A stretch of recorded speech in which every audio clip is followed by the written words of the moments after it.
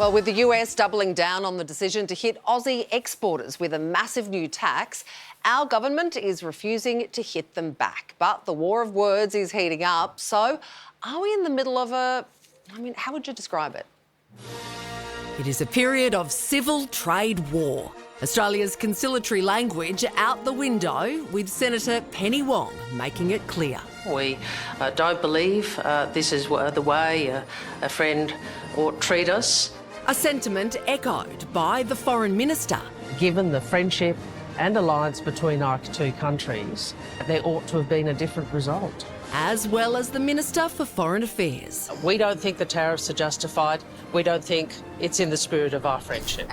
But there's not much friendship on display from the Trump team. President Trump is playing for the strength of America, and we're not going to stand for China dumping, Japan dumping. Australia does a lot of aluminum at below cost. It just shows that the Prime Minister doesn't have the gravitas or the ability to deal with the big issues. He had a choice yesterday of backing in the Trump administration in this decision or backing Australia.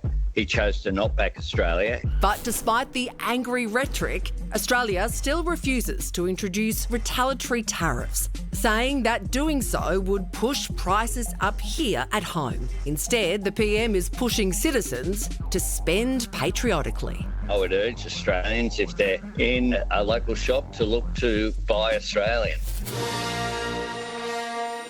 That message not quite as hard as the one coming from America's upstairs neighbour, which is going full retaliation. That the government of Canada will be imposing reciprocal tariffs. We will not back down. And my government will keep our tariffs on until the Americans show us respect. It's not just Canada hitting back. China and the European Union have also slapped the US with retaliatory tariffs. We are responding with countermeasures worth 26 billion euros. It's a trap. The trade war is already taking its toll on the most vulnerable people in society, Trump's billionaire buddies. 5 of them have lost about $200 billion since attending his inauguration, the same figure that's been wiped off the ASX in the past month. As analysts warn of a possible recession, there are hints that Trump may back down from further tariffs. It's a fact that he's changing his mind every single day. It's a negotiation, my friend. Right, so he doesn't mean it. So it's all part of a negotiation. And it's causing havoc to the stock markets. It's not causing havoc. Well, it is. They are tumbling. Stop. Stop. I'm allowed. So will Australia's non-aggressive approach shield us from the worst of it? Or is no one safe from the trade war possibly about to engulf the world economy? I have a very bad feeling about this. We all do. One American product we would never dream of slapping a tariff on is Steve Clevens. Steve, it's not looking good. I mean, the stock market is in free fall. Trump's billionaire mates are losing big time. Are these the kind of things that will finally force the president to back down? It's very hard to imagine anything forcing Donald Trump to step down on tariffs.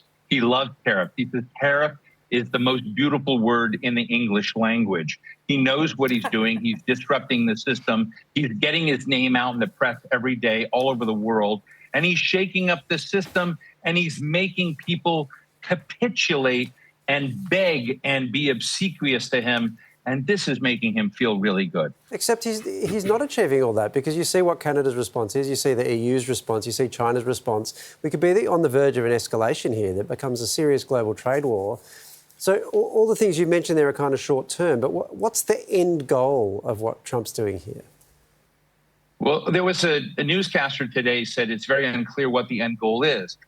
Howard Lutnick, the Secretary of Commerce, who was in your clip just now, said the goal with Canada and Mexico is all about fentanyl.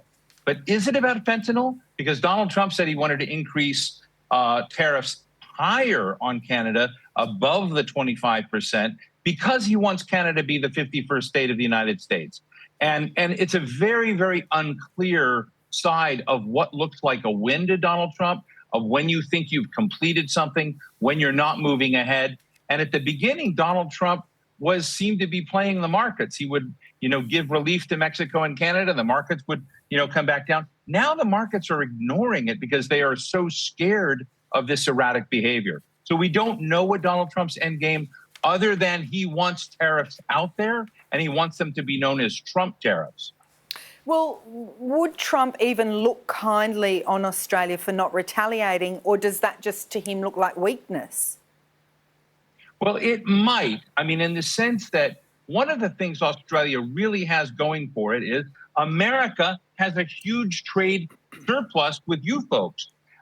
You're not beating us, in the markets in trade. And the last time Donald Trump came out with a lot of tariff, Australia had an exemption. And I think your prime minister is angling for that same kind of thing, unless you're going to begin exporting a lot of like kangaroo meat. I understand Australis or something that might frustrate the president. But, to some degree, I think right now, as we saw with Mexico, being contrite, accepting Donald Trump at a certain level, not retaliating, is getting favor from him. We're escalating with Canada right now. We're not escalating with Mexico. And maybe that's what Prime Minister Albanese is seeing right now. Kangaroo meat, high in protein, very lean. Anyway, our Prime Minister hasn't been able to get Donald on the phone. Keeps going through to voicemail. What do you suggest? Should Albo slide into his DMs or just turn up at Mar-a-Lago unannounced? Mar-a-Lago is a very, very good place to go. And I think it's a good place to show up.